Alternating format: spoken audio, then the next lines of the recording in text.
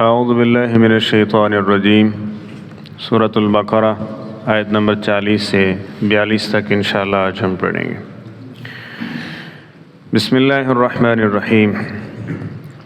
یا بنی اسرائیل اذکروا، اے بنی اسرائیل تم یاد کرو نعمتی میری نعمتوں کو، التی انعمت علیکم جو میں نے انعام کی ہیں تم پر، وأوفوا بعہدی تم میرے وعدوں کو عہد کو پورا کرو،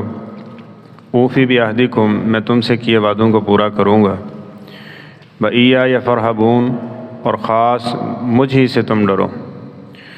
وآمنوا اور ایمان لے آؤ، بما اس پر جو انزلت میں نے اتارا ہے، مصدقا لما معکم یہ تصدیق کرتا ہے اس کی جو تمہارے ہاتھ پاس ہے، ولا تکونوا اول کافر بہ اور نہ تم ہو وہ سب سے پہلے اس کا انکار کرنے والے، ولا تشتروا بآیاتی ثمنا قلیلا اور نہ تم خرید و فروخت یا بیچو میری آیات کو تھوڑی قیمت کے عوض، وإیایا فاتقون اور خاص مجھ ہی سے ڈرتے رہو، ولا تلبسوا الحق بالباطل اور خلط مت نہ کیا کرو حق کو باطل کے ساتھ، وتکتموا الحق اور نہ ہی حق کو چھپایا کرو، وانتم تعلمون اس حال میں کہ تم جانتے بھی ہو۔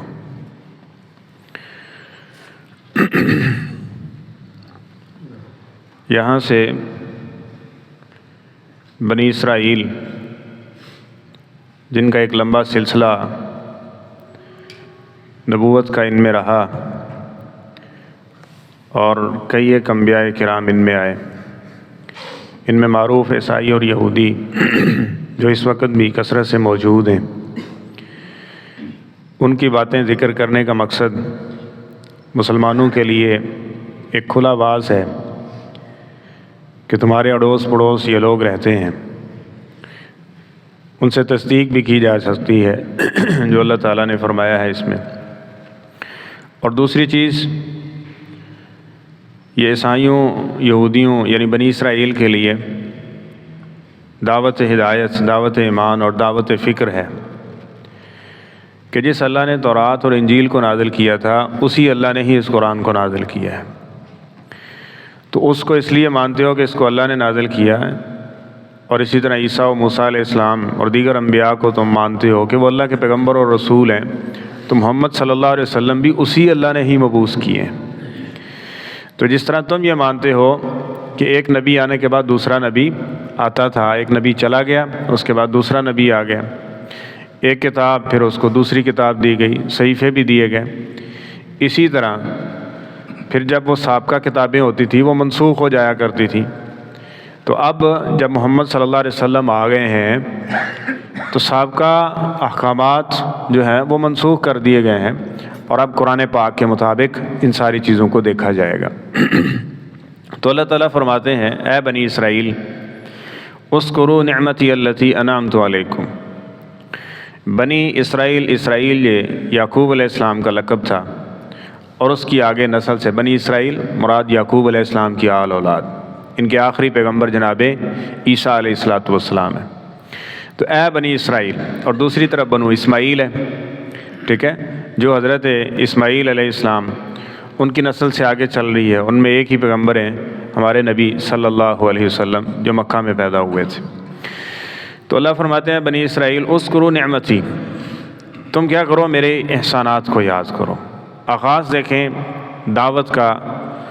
اور فکر کا، نصیحت کا آغاز کس چیزوں سے ہے کہ میرے احسان تو دیکھو، کیا بگاڑا ہے ہم نے تمہارا، ہم نے تم پہ ہر وقت احسان و فضل کیے، یعنی تمہیں نبوت بھی دی، انبیاء کرام تم میں بھیجے، تمہیں بادشاہت عطا کی، آگے پڑھیں گے یہ چیزیں اللہ نے تفصیل سے ذکر کی ہیں، تو تمہیں یہ ساری چیزیں دی ہیں، بھول گئے ہو تم اس کو، صرف اس وجہ سے کہ اب بنو اسماعیل میں پیغمبر آ گیا، تم نے اللہ کا بھی انکار کر دیا، جبریل کے دشمن بن گئے، کتاب اللہ کا انکار کر دیا، اتنی بڑی بات زیب بھی دیتی ہے، میرے احسانات دیکھو۔ یعنی یہ اس وقت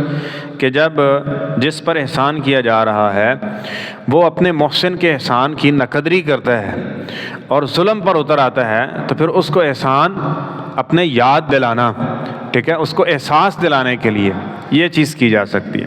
اور اس طرح دوسرا اس میں پیغام ہے کہ اللہ تعالیٰ کے احسانات اور نعمتوں کو یاد رکھیں گے نا، تو آپ دنیاوی اعتبار سے بھی سیٹ رہیں گے اور اخروی اعتبار سے بھی آپ کی جو سمت ہے وہ ٹھیک رہے گی۔ ہمارے معاشرے میں کیا ہوتا ہے، ہم بیٹھے ہوتے ہیں، پورے سال کو دیکھیں، مہینے کو دیکھیں، دن کو دیکھیں، تو ہم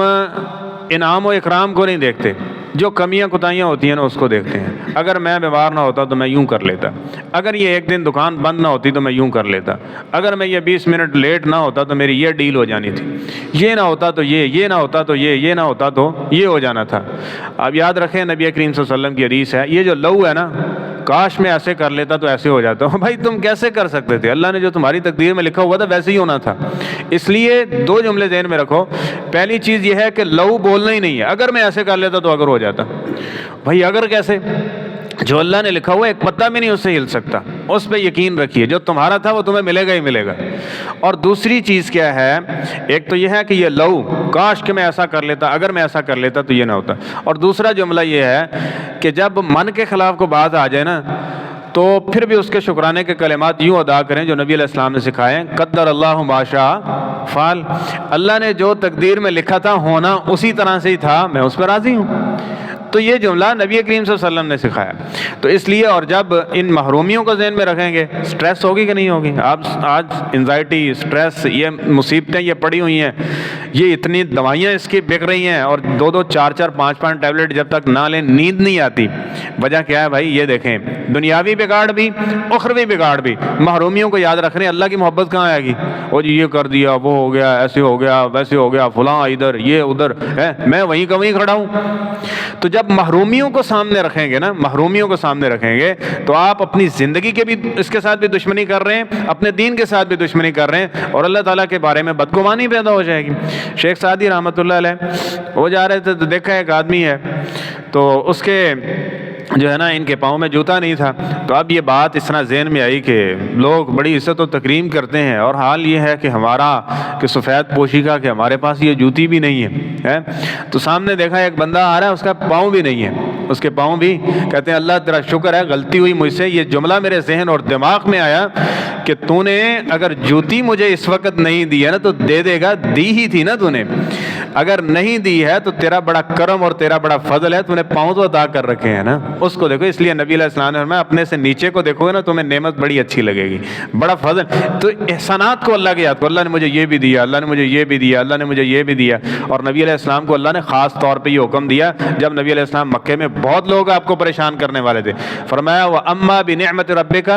فَحَدِّثْ، ان نے یہ کیا آپ کے ساتھ، گالی دی، آپ کو برا بھلا بولا، آپ کو پریشان کیا، آپ کو یہ سب، آپ نے کیا کرنا ہے؟ ہماری نعمتوں کا بیان شروع کر دینا، ذکر میرے رب نے مجھے یہ بھی عطا کیا، یہ بھی عطا کیا، یہ بھی عطا کیا۔ اور دعاؤں کے اندر دیکھیں گے سارا کچھ یہی بھرا پڑا ہے کہ اللہ نے مجھے یہ دیا، اللہ تو نے مجھے یہ دیا، اللہ تو نے مجھے یہ دیا۔ سکون ملتا ہے کہ نہیں ملتا؟ اور بھائی دنیا کی زندگی بھی پرسکون، اور اللہ بھی راضی، اور پھر اللہ جو راضی ہو کے دیتا ہے نا، جو راضی ہو کے، ایک یہ ہے کہ دے دیا تو وہ تو فرعون کو بھی اللہ تعالیٰ نے دے دیا، کتنا دے دیا، اور راضی ہو کے ایک وقت کا اگر لقمہ بھی مل رہا ہے نا تو اللہ تعالیٰ راضی ہے نا، تو یہ لقمہ اس فرعون کی دولت سے زیادہ بہتر ہے۔ اس چیز کو سمجھیے۔ تو اذکروا نعمتی التی، یہ اس بات پہ اس پہ زور زیادہ دیا جا رہا ہے کہ اللہ تعالیٰ نے اس پوری بحث کا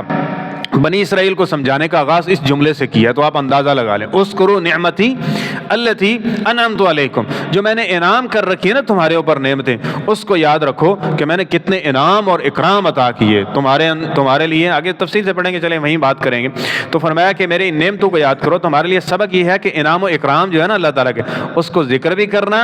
اور اس کا شکر ادا کرتے ہوئے، کوئی حال پوچھ لے تو یہ نہیں کہ اللہ کے شکوے ہوں، بلکہ اللہ تعالیٰ کا شکرانے والے کلمات ہوں، جو کچھ بھی ہے اس کے شکر والے۔ اللہ تعالیٰ نے صحت دی ہے، عافیت دی ہے یار، ایمان کی دولت، اور کیا چاہیے؟ یہ بڑی نعمت ہے تو یہ ہے۔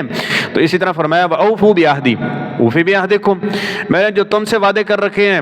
اور تم نے جو مجھ سے وعدے کر رکھے ہیں، تم وہ وعدے پورے کر دو، میں تمہارے وعدے پورے کر دوں۔ جس طرح اللہ تعالیٰ فرماتے ہیں تم دیندار بن جاؤ، آگے بات تفصیل سے آگے ہم پڑھیں گے۔ اللہ تعالیٰ فرماتے ہیں اگر یہ عیسائی اور یہودی تورات و انجیل کو قائم کر لیں،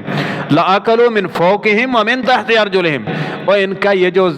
فکر ہے نا معاش کا، ہم ایسے ختم کر دیں کہ یہ اوپر نیچے دائیں بائیں ہر طرف جدھر دیکھیں فراوانی فراوانی ہم ان کو دے دیں۔ لیکن انہوں نے کیا کیا؟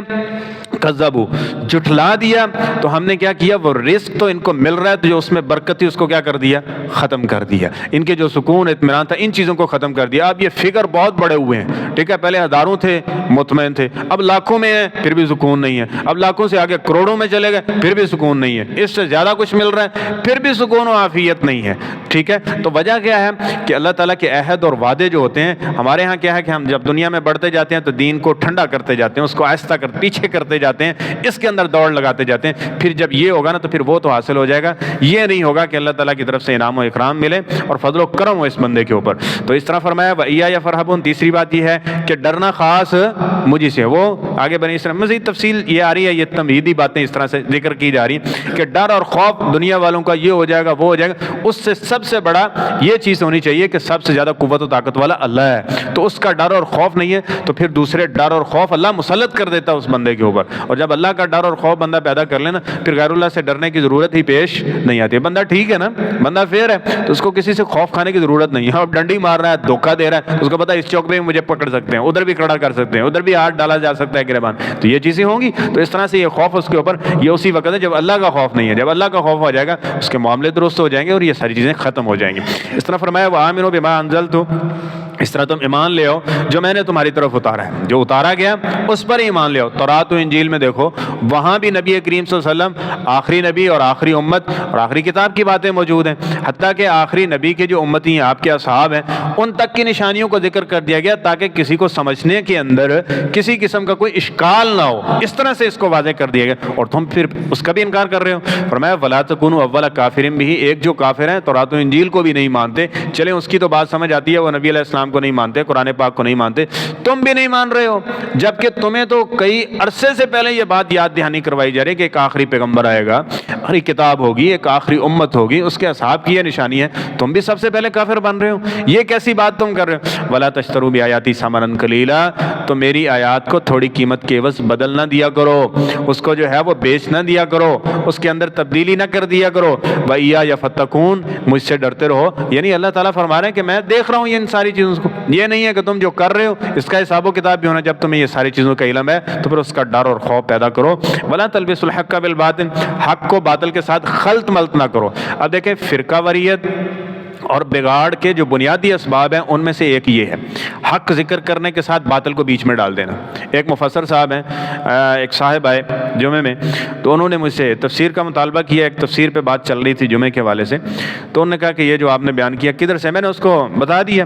اس کے بعد میں جا کے یہ اس کو پڑھ لو، تو انہوں نے ایک تفسیر اٹھائی، تفسیر اٹھا کے اس کو پڑھنا شروع کیا، کہتے ہیں ترجمے میں کچھ اور لکھا ہوا ہے، بعد میں جب تشریح دیکھتے ہیں تو وہ بالکل اس کے الٹ کر دیتے ہیں، بالکل اس کے، یہ کیا بات ہوئی؟ مثلا ترجمے میں لکھا ہوا ہے کہ اللہ تعالیٰ کے علاوہ کوئی عالم الغیب نہیں ہے، حاشیے میں تفسیر میں لکھا ہوا ہے نہیں جی فلاں بھی ہے فلاں بھی ہے فلاں بھی ہے، یعنی اللہ تعالیٰ کو یہ بتانا چاہتے ہیں کہ تواڈے کولوں الفاظ دا چناؤ صحیح نہیں ہویا، اسی سیدھا کرن ڈے ہیں مسئلہ ہے۔ اب یہ چیز ہے، یہ سمجھ سے ایک عام آدمی ہے اس کو بھی یہ چیز سمجھ آ رہی ہے، پھر اس کو تفسیر سینڈ کی، میں نے کہا یہ آپ پڑھنا شروع کریں، تو الحمدللہ اس کا معاملہ درست ہو گیا۔ تو تلبس، جب حق کے ساتھ الباس ہوتا ہے نا باطل کا،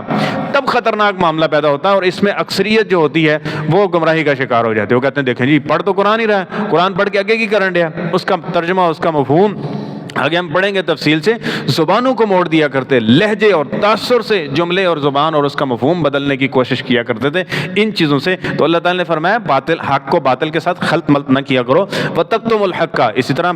حق کو جو ہے وہ چھپایا مت کرو، جو حق ہے وہی حق ہے، تمہارے چھپانے سے یا خلط ملط کرنے سے یا تو وہ بدل جائے پھر تو ہے، تمہارے پاس یہ اختیار ہی نہیں ہے، کرو گے تو الٹا گناہ اپنے سر بھی کر رہے ہو، اور جتنے گمراہ ہوں گے تمہاری وجہ سے ان کا گناہ اور وبال بھی تمہارے سر ہوگا، تو حق کو کیوں چھپاتے ہو؟ حق بات کا ذکر کیجئے، اس پہ اظہار کیجئے، اور یہ جب اللہ کا ڈر اور خوف ہوگا نا پھر یہ چیز نہیں ہوگی، اور جتنا یہ بڑھتا جائے گا پھر دنیاوی ڈر اور خوف مسلط ہوتے جائیں گے، بندہ اس ڈر سے حق چھپاتا جائے گا۔ تو فرمایا وانتم تعلمون، اور خاص طور پہ کہ جب علم بھی ہو جائے کہ یہ مسئلہ ایک ہے لا علمی اور جہالت کے اندر، ٹھیک ہے، ایسا کچھ ہو گیا، پھر جب اس کے پاس علم آتا ہے تو اپنے آپ کو بدل لیتا ہے، یہ معاملہ اور ہے۔ ایک ہے علم ہونے کے باوجود پتہ ہے یہ حدیث ہے، پتہ ہے یہ سنت ہے، پتہ ہے یہ نبی علیہ السلام نے ایسے کیا ہے، بس میں نہیں کروں گا، کوئی بھی وجہ اس کی ہو سکتی ہے کہ ہمارے فلاں نے، ہمارے بزرگ، ہمارے امام، ہمارے مجتہد، ہمارے فقیہ، ہمارے بڑے چھوٹے نے ایسے کیا ہے، تو یہ بڑا جرم ہے جو ان کی گمراہی کا سبب بن گیا تھا۔ تو اللہ تعالی ہمیں ان ساری چیزوں سے جن سے روکا گیا ہے بچنے کی، اور جن کے کرنے کا کہا گیا ہے، اللہ تعالی ہم سب کو یہ اعمال بجا لانے کی توفیق عطا فرمائے۔